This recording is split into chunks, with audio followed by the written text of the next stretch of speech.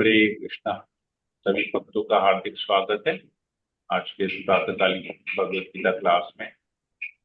तो हम लोगों ने पिछली बार 7वें अध्याय के 14 नंबर श्लोक तक पढ़ा। 13 और 14 नंबर श्लोक में भगवान कहते हैं कि ये जो भगवान की ये प्रकृति है, माया देवी, जो देवी प्रकृति है, इसको ये बहुत सारे जीव इस प्रकृति के द्वारा बंधे हुए हैं और इसको पार कर पाना बहुत कठिन है। भगवान ये कहते हैं, देवी ही ऐसा गुणमयी मम माया दुरत्यया।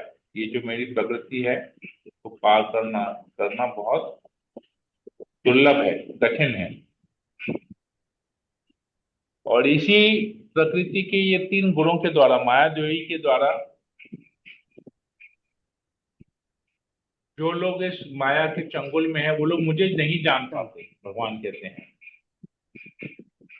कि मैं इन प्रकृति के गुणों के ऊपर हूं, परे हूं, मैं ही इनका नियंत्रण कर रहा हूं, ये लोग वो नहीं जान पाते।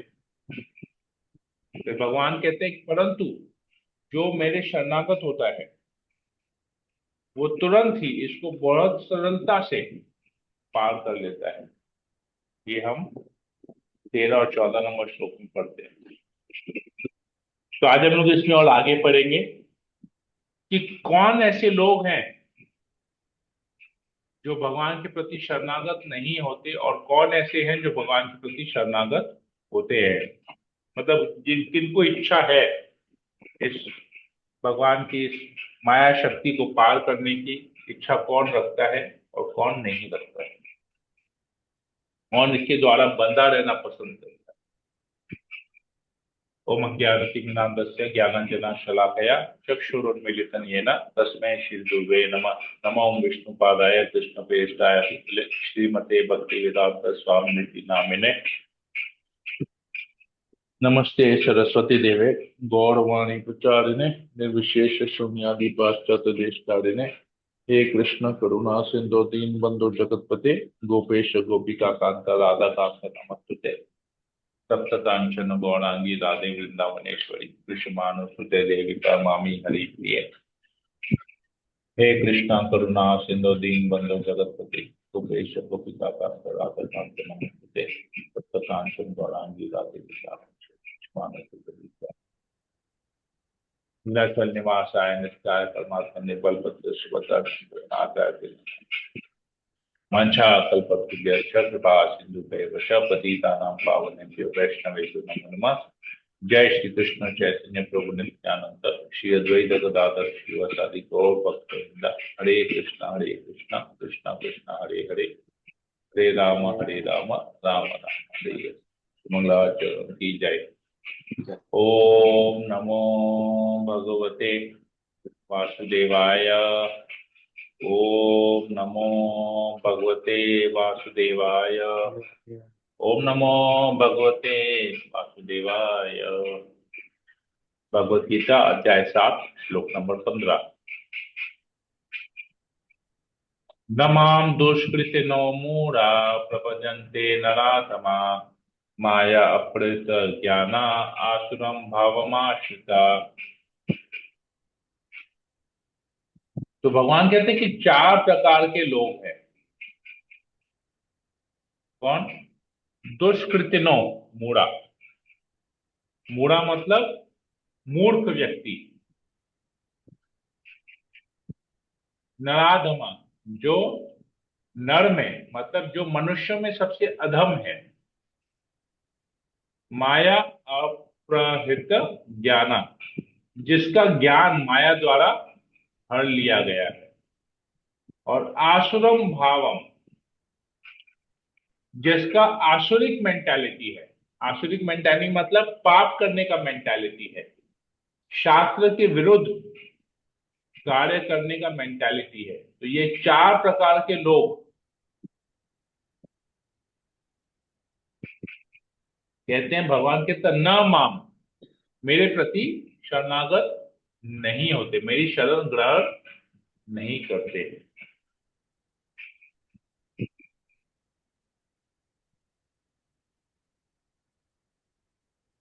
जो निपट मूर्ख है, जो मनुष्यों में अधम है, जिनका ज्ञान माया द्वारा हर लिया गया है, तथा जो असुरों की नास्तिक प्रकृति को धारण करने वाले हैं, ऐसे दुष्ट मेरी शरण ग्रहण नहीं करते।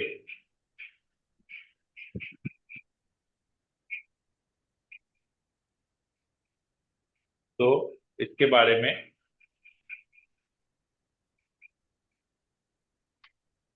कहते हैं, प्रभुपाद जी लिखते हैं, नास्तिक योजना निर्माताओं को यहाँ और दुष्कृतिनों परवर्धो जो ना खराब हो जाए। कहा गया है, जिसका अर्थ है दुष्ट जन।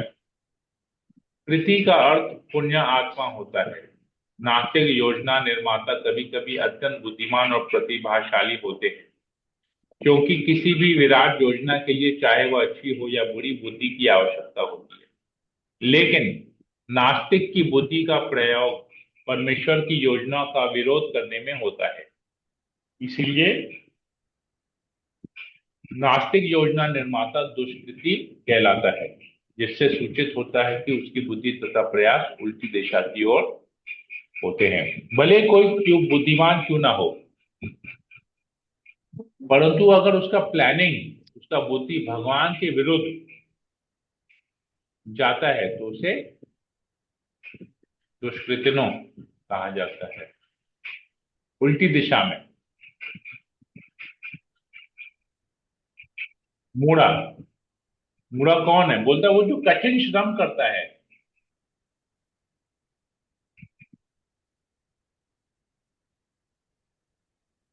भारवाही पशु की भांति। भारवाही पशु मतलब जो बहुत बोझा उठाता है, जैसे गधा होता है, ऊंट होता है, टट्टू होता है, घोड़ा होता है, ये लोग सब बोझा उठाने वाले होते हैं। इनके जैसी उनकी बुद्धि होती है, अनेक श्रम करते हैं। क्यों भाई? भोग करने के लिए श्रम करते हैं। रूपा जी लिखते हैं, भारवाही पशु का उपयुक्त उदाहरण गधा है। इस पशु से उसका स्वामी अत्यधिक कार्य लेता है। गधा यह नहीं जानता कि वह अर्निश किसके लिए काम करता है। वह घास से पेट भरकर संतुष्ट रहता है, अपने स्वामी से मार खाने के भय से केवल कुछ घंटे सोता है, और गधी से बार बार लात खाने के भय के बावजूद भी अपनी काम तृप्ति पूरी करता है। कभी कभी गधा कविता करता है और दर्शन बघाड़ता है, किंतु उसके रेंकने से लोगों की शांति भंग होती है। ऐसी ही दशा उन सकाम कर्मियों की है जो यह नहीं जानते कि वह किसके लिए कर्म करता है।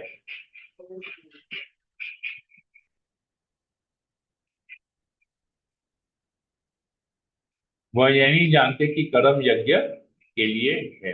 तो ऐसे लोग जो दिन रात केवल मेहनत करते हैं, इसीलिए कि पैसा कमाए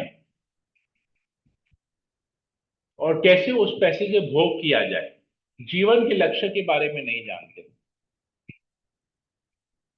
मनुष्य योनि है, फिर भी पशुओं की तरह कार्य करते हैं, भोग करते हैं। ऐसे लोगों को, मतलब जो मटेरियलिस्टिक होते हैं,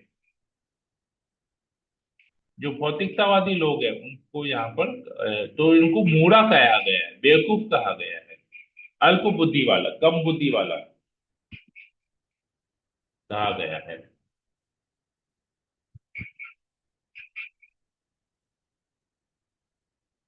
फिर है नराधम।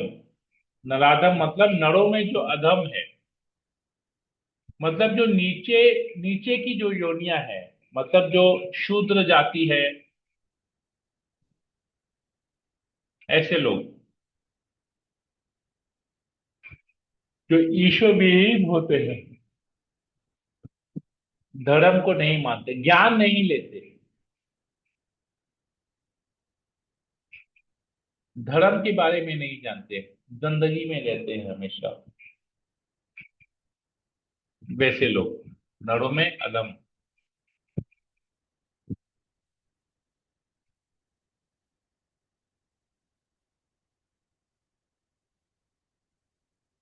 फिर बताते हैं दुष्कृतनो माया अपहृत ज्ञान, जिनका ज्ञान माया द्वारा हर लिया गया है। जैसे दार्शनिक फिलोसोफर्स होते हैं, साइंटिस्ट होते हैं, कवि होते हैं, वो लोग कविताओं की रचना करते हैं, लेकिन किसके लिए करते हैं? उनको लगता है उन्होंने अपने अपने बलबूते पे, अपने दम पे कविता की रचना की है।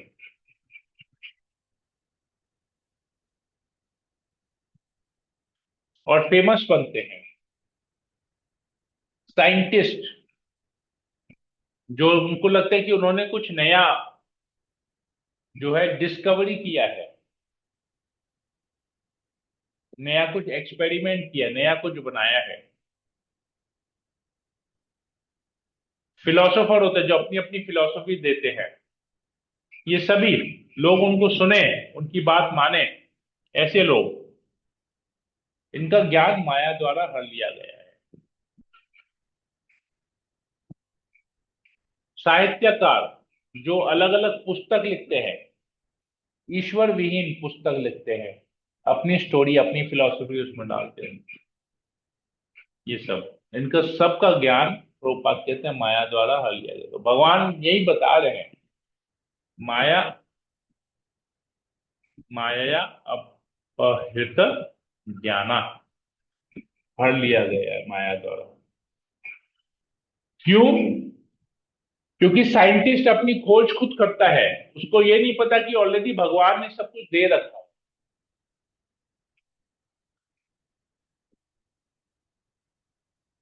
साइंटिस्ट कहता है कि समुद्र के जल में, सागर के जल में नमक है। तो नमक कहां से आया?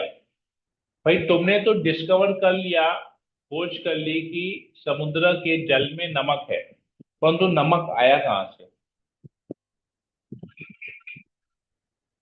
तो वो इसी बात पे खुश होते हैं कि हमने खोज कर लिया कि समुद्र के जल में नमक है, तो उन इसी में खुश हो जाते हैं। तो लगता है हमने खोज किया, अरे नमक आया कहां से, तुमने डाला क्या? नमक भगवान ने डाला है। तो इसको कहते हैं माया द्वारा हर लिया जाए। लोग अलग अलग यंत्र तैयार करते हैं, जिससे वो लोग कहते हैं कि हम लोग स्वर्ग लोक में जाएंगे, चंद्रमा में जाएंगे। चंद्रमा तो स्वर्ग लोक है, चंद्रदेव है, सूर्य देव है, ये लोग सब देवता है, स्वर्ग के देवता है।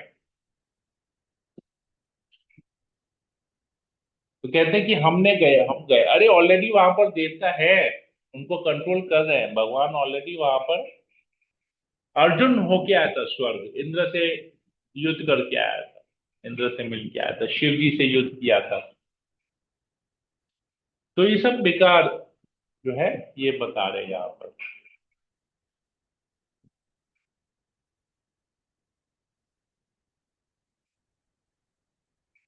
दुष्कृतिनो, उसका लास्ट चौथा शेर है, आसुरम भावम आश्रिता, जिन्होंने असुर मेंटालिटी का आश्रय लिया है, जो भगवान का अस्तित्व स्वीकार नहीं करते, कहते भगवान निराकार है, भगवान का अस्तित्व नहीं है, सब कुछ प्रकृति से आया है। नास्तिकवादी जो होते हैं, जो कभी भी भगवान के प्रति भगवान के अस्तित्व को ही नकार देते हैं। तो ये चार प्रकार के लोग हैं। भगवान कहते हैं कभी शरणागत नहीं होते। तो चार प्रकार के लोग जो शरणागत होते हैं वो कौन है? चतुर्विधा भजन्ते माम जना सुकृतिनो अर्जुना, आर्तो जिज्ञासु अर्थार्थी ज्ञानी च भरत ऋषभ। तो चार प्रकार के लोग, आर्त, आर्त मतलब जो पीड़ित हैं, जो तकलीफ में हैं, वो लोग मेरे शरणागत होते हैं। जिज्ञासु, जिनको जानने की इच्छा है, भगवान के बारे में जानने की इच्छा है, ज्ञान लेने की इच्छा है। अर्थार्थी, जिनको धन पाने की इच्छा है।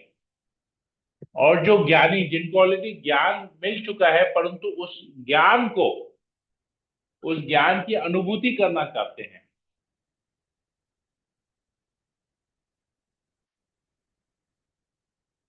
कि ज्ञान का निष्कर्ष क्या है। ये 4 प्रकार के लोग भगवान कहते हैं मेरे शरणागत होते हैं। तो इनमें से भगवान कहते हैं इनमें से जो परम ज्ञानी है, मतलब इन ज्ञानियों में जो परम ज्ञानी है और जो शुद्ध भक्ति में लगा रहता है, वह सर्वश्रेष्ठ है। भगवान कहते हैं क्योंकि मैं उसे अत्यंत प्रिय हूं और वह मुझे प्रिय है।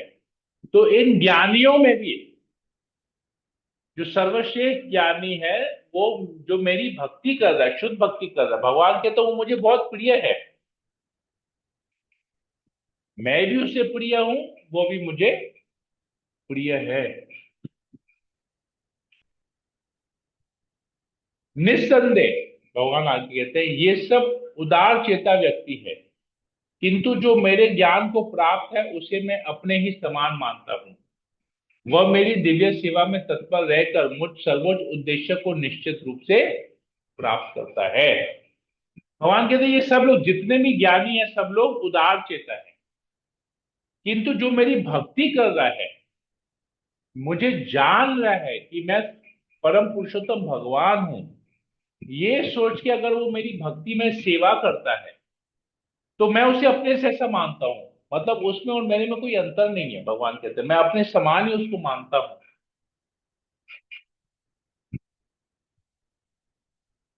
वो मेरी दिव्य सेवा में रहता है हमेशा तत्पर।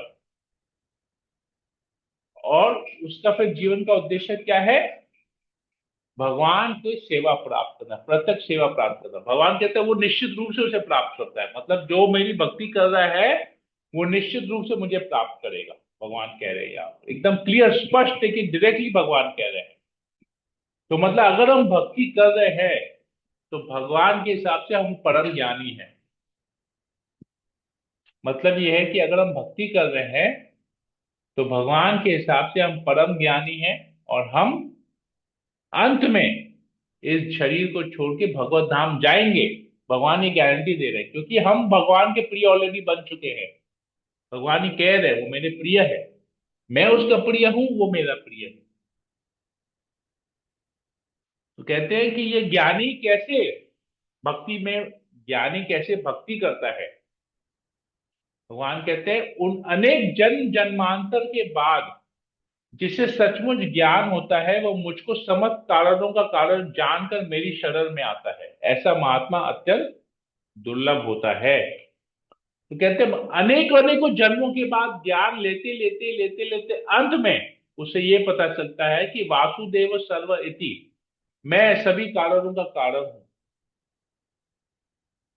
भगवान कहते हैं तो ऐसा महात्मा अत्यंत दुर्लभ होता है। तो भगवान कहते हैं बहुत दुर्लभ है ऐसा कोई व्यक्ति। तो अगर हम ये जान रहे हैं कि कृष्ण भगवान है, मतलब हमने कई जन्मों तक बहुत सारे ज्ञान ले लिए, और अब हम शरणागत हो गए हैं इस जन्म में कि कृष्ण ही परम पुरुषोत्तम भगवान है, और कृष्ण की भक्ति करनी चाहिए। तो भगवान कहते हैं ऐसा महात्मा, तो भक्तों को यहाँ पर महात्मा कहा गया, अत्यंत दुर्लभ होता है। एक छोटा सा आपको उदाहरण देता हूं प्रभुपाद के लीला से। मैं एक लेक्चर में मैं सुना, एक बहुत वरिष्ठ वैष्णव सन्यासी एक लेक्चर दे रहे थे। इस लेक्चर में हाल ही में मैंने सुना, तो कह रहे थे कि प्रभुपाद जी जब वृंदावन में थे, तो राधा दामोदर मंदिर में रहते थे। आप सभी भक्तों ने अभी राधा दामोदर मंदिर गए होंगे, वहां पर देखा होगा प्रभुपाद जी का एक छोटा सा रूम, एक छोटा सा किचन भी था जहाँ प्रभुपाद जी रहते थे। तो प्रभुपाद जी जब वृंदावन में मंदिर बनाने का बातचीत हुआ, उनको जब जगह मिली रमन रेड्डी में, जहां पर अभी आप देखेंगे कृष्ण बलराम मंदिर जहां पर है, तो वहां पर प्रभुपाद ने पहले एक गेस्ट हाउस बनाया। क्यों? क्योंकि राधा दामोदर मंदिर में जगह बहुत छोटा था, तो भक्त लोग वहां आ नहीं पाते थे प्रभुपाद से मिलने के लिए। बहुत भीड़ इकट्ठा हो जाती थी, जगह छोटी थी। आप लोग देखे होंगे कितना छोटा रूम था वहां पर, कितना छोटा रसोई था प्रभुपाद। तो प्रभुपाद ने वहां पर पहले गेस्ट हाउस बनाया, ताकि बहुत लोग वहां पर आके प्रभुपाद से मिल सके। बाद में मंदिर बनाया कृष्ण बलराम मंदिर। तो एक भक्त, विदेशी भक्त, वेस्टर्न डिवोटी, प्रभुपाद के शिष्य, प्रतिदिन वहां पर राधा रमन मंदिर, आप लोगों ने अगर राधा रमन मंदिर का भी दर्शन किया होगा, वो लास्ट है, एकदम एंड में है। इस तरफ राधा दामोदर मंदिर है और उस साइड में राधा रमन मंदिर है, बहुत दूर है दोनों के। वो प्रतिदिन राधा रमन मंदिर जाता था और वहां पर राधा रमन की आरती अटेंड करता था, प्रतिदिन, विदाउट फेल आरती अटेंड करता था। और वेस्टर्न डिवोटी था तो कंठी, शिखा, जपमाला, धोती कुर्ता, बहुत आकर्षक लगता था वो। तो वहां के जो पुजारी थे राधा रमन मंदिर के, वो प्रतिदिन ना इस भक्त को देखते थे, आरती करते थे और देखते थे कि ये डेली आ रहा है, 1 घंटा 1.5 घंटा आरती के समय आता है, खड़ा रहता है, आरती अटेंड करता है। तो 15 दिन, 20 दिन, 25 दिन ऐसे हो गए, प्रतिदिन उसको देख रहा था। तो वहां के पुजारी ने उनसे वार्तालाप किया, कन्वर्सेशन स्टार्ट किया, प्रारंभ किया। तो उनके बारे में पूछा, बताया कि आप बहुत अच्छा करते हैं, आप प्रतिदिन यहाँ पर आ रहे हैं, राधा रमन की आरती अटेंड करते हैं, तो बहुत अच्छा है ये। अगर फिर कहते हैं कि बात बात में बताया कि अगर आप प्रतिदिन ऐसी आरती अटेंड करते हैं तो निश्चित रूप में अगला जन्म आपका भारत भूमि में होगा, निश्चित। और फिर भारत भूमि में जन्म होगा, भारतवर्ष में जन्म होगा, और फिर निश्चित रूप से आपका उसके बाद वाला जन्म आपका वृंदावन में होगा। फिर उसके बाद वाला जन्म आपका गोस्वामी परिवार में होगा। और उसके बाद वाला जन्म आप राधा रमन की आरती सेवा कर पाएंगे। तो ये भक्त बोला, 4 जन्म मुझे लेना पड़ेगा?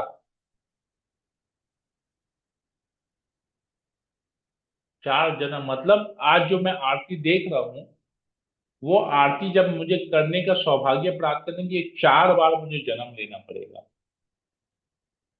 तो वो प्रभुपाद जी के पास गए, वापस राधा दामोदर मंदिर में आया, यहाँ कृष्ण बलराम मंदिर में आया। तो प्रभुपाद जी से शाम को उसने प्रभुपाद जी का दर्शन किया। प्रभुपाद जी को बताया उसने कि मैं प्रतिदिन मैं यहाँ जाता हूँ राधा रमन मंदिर में आरती अटेंड करने के लिए, कई दिनों से जा रहा हूं, तो आज मुझे वहां के पुजारी ने ऐसा कहा। तो क्या ये सत्य है कि बस 4 जन्म मुझे लेना पड़ेगा यहाँ पर भगवान की पूजा करने के लिए? प्रभुपाद ने कहा नहीं। प्रभुपाद ने कहा कि तुम कल जाना वहां पर, वापस से मंदिर में राधा रमन की आरती अटेंड करने के लिए, और उस पुजारी को कहना कि अगर तुम इसी प्रकार प्रतिदिन राधा रमन की आरती करते रहोगे तो तुम्हारा अगला जन्म अमेरिका में होगा, और उसी जन्म में तुमको हरिनाम भी मिलेगा, और वही जन्म तुम्हारा आखिरी जन्म होगा जिससे तुम भगवत धाम जा सकोगे। तो कहने का अर्थ ये है प्रभुपाद का कि जो हरे कृष्ण महामंत्र जप कर रहा है, जो हरिनाम कर रहा है, जिसकी दीक्षा हो गई है, जो गुरु के सानिध्य में, गुरु के गाइडेंस में अगर कोई भक्त हरिनाम करता है, हरे कृष्ण महामंत्र का जप करता है, तो वो ऑलरेडी सब कुछ कर चुका है। ये जन्म उसका आखिरी जन्म है। वो अगर श्रद्धा से गुरु के गाइडेंस में लेके श्रद्धा पूर्वक हरिनाम करता है तो ये उसका आखिरी जन्म है, और वो भगवत धाम चले जाएगा। क्यों? क्योंकि वो शरणागत हो गया, उसे पता है कृष्ण सभी कारणों के कारण है, कृष्ण परम पुरुषोत्तम भगवान है, इसीलिए वो हरिनाम ही कर रहा है और दूसरा कुछ नहीं कर रहा है, और कहीं पर अपना दिमाग नहीं लगाता है, केवल हरिनाम के ऊपर अपना दिमाग लगा रहा है, पूरा श्रद्धा पूर्ण पूरा एफर्ट हरिनाम करने के ऊपर दे रहा है, भक्तों का संग करने में दे रहा है। तो प्रभुपाद, तो भगवान बताते हैं ऐसा महात्मा अत्यंत दुर्लभ होता है। प्रभुपाद जी बताते हैं कि वेरी रेयर ऐसा है कि वो सब कुछ कर चुका है। तो ये यहाँ पर भगवान बता रहे हैं। ये हमने प्रभुपाद के लीला से आपको इसको एक उदाहरण देके समझा दूंगा। हरे कृष्णा। यहीं पर ही रखते हैं। किसी को कोई प्रश्न हो, कोई नो कमेंट हो? प्रभु। हरे कृष्णा। थैंक यू प्रभु। Thank you. और किसी को कुछ पूछना है, कुछ बोलना है?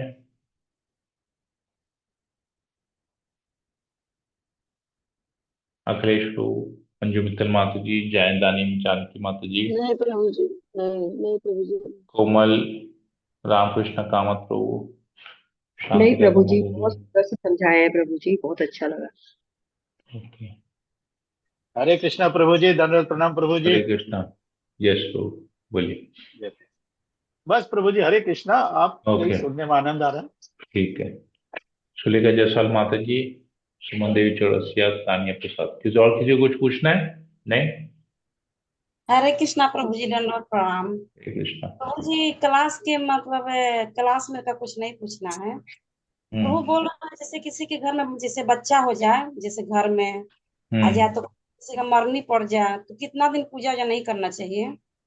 हम तो आज तक नहीं सुने कि किसी के घर में बच्चा का जन्म हुआ हो तो पूजा नहीं करते। मैंने तो आज तक ऐसा कभी सुना नहीं है। हाँ, जब किसी के घर में किसी की मृत्यु होती है तो जब तक वो सूतक लग जाता है, सूतक लग जाने के बाद जब तक वो 12-13 दिन जिसका जैसा रहता है, ब्राह्मण भोजन करवा के 12वें या 13वें दिन में करवाने के बाद फिर अपना मंदिर का पर्दा खोलते हैं और भगवान की आरती करते हैं। करते हैं। ठीक है। मतलब जब ये तो कर सकते हैं ना प्रभु? हाँ, जब कर सकते हैं। जब तो ज्यादा से ज्यादा जब करना चाहिए, हाँ। भोग लगाना चाहिए, परंतु आरती नहीं होती है वहां पर। भोग भी लगना चाहिए। ठीक है। अच्छा, भोग लगेगा। हाँ, भोग लगेगा। आरती नहीं होगा परंतु भोग लगेगा। अच्छा, और मान लीजिए बच्चा होने पर कितना लोग बोलता है 12 दिन के बाद पूजा करना चाहिए, नहीं तो? नहीं नहीं, ऐसा कुछ नहीं है। मैंने आज तक कभी ऐसा नहीं सुना। मैं पहले आपके मुंह से सुन रहा हूँ, प्रथम बार आपके मुंह से सुन रहा मैंने हूँ। गांव में होता है लो तो ऐसे मना करता है लो कि 12 दिन पूजा मत करिएगा। पता तब नहीं, कुछ मुझे इसके बारे में आइडिया नहीं है। मैं बोला ना, मैं पहली बार सुन रहा हूँ आपके मुंह से। हाँ, मुझे नहीं इसके हरे बारे कृष्ण में प्रभु आइडिया जी, नहीं नहीं है। होता है यस। बहुत जगह, बच्चे के होने में भी करते हैं बहुत जगह, 12 दिन हाँ, ना तक होना लग जाता है। तो हाँ। रीजन क्या, कारण क्या है? कारण कोई बता नहीं पाए, कारण पूछना हाँ पड़ेगा। सही बात है, कारण हाँ, कुछ नहीं है, तो वही सही बात समझ है। में नहीं आता है, तो हाँ, हम तो सोचे आपसे। कौन से शास्त्र में लिखा हुआ है, कहाँ लिखा हुआ है? कोई कारण बताएंगे तभी करना चाहिए। बगैर कारण के तो अंधविश्वास हो गया। हाँ, तो हम पूजा आप बंद किए हैं। जैसे मेरे घर हाँ में हुआ है वहां पर गांव में, तो हम हाँ। बंद नहीं किए, पूजा कर ही रहे हैं। लेकिन उन लोगों से बोले नहीं है कि हम नहीं, मैंने हम बंद किए नहीं है, कर रहे हैं। क्योंकि वो ठीक लोग है। लगेगा बोलने कि हाँ, यहाँ पर हो ठीक ही है। नहीं रहा, कहाँ पर कर रही हैं। ठीक है, कोई दिक्कत नहीं है। जैसा है वैसे हम करते लोग रहिए। प्रभु जी, हम लोग को भी बिहार में ये हाल है। बच्चा होने पर बोलता है 10-12 दिन पूजा बंद। यहाँ तक मतलब बच्चा होने से दुख हो रहा है ऐसा कि पूजा नहीं करेंगे? वही तो भगवान को सब भी तो खुशी भूल होना जाते चाहिए हैं। ना। लेकिन दुख है। पूजा मैंने प्रभु घर में जी। खुशी आए, भगवान को भूल जाइए। हाँ, भूल जाए। मतलब सुख और दुख दोनों समय भगवान को भूल जाइए। भगवान को भूल जाइए। सुख में भी, दुख में भी। तो इसीलिए बोला हम छुट्टा बताते हो हैं गया। तो कि इसको क्या बोलते हैं फिर? इसको माया अपहृत ज्ञान कहते हैं। माया द्वारा हर लिया गया है उसका ज्ञान। तो हम यहाँ अपना करते हैं, लेकिन उन लोगों से कुछ बोलते ही हाँ, नहीं है। हम बोलते हैं कि ठीक है, जैसा आप क्या लोग हुआ? बोल रहे हो और क्या हुआ? सबसे सबसे आसुरम बड़ा चूक। भावम, आसुरम, असुर, असुर का मेंटालिटी। खुशी है, भगवान को याद मत करो, भूल जाओ। असुर का मेंटालिटी।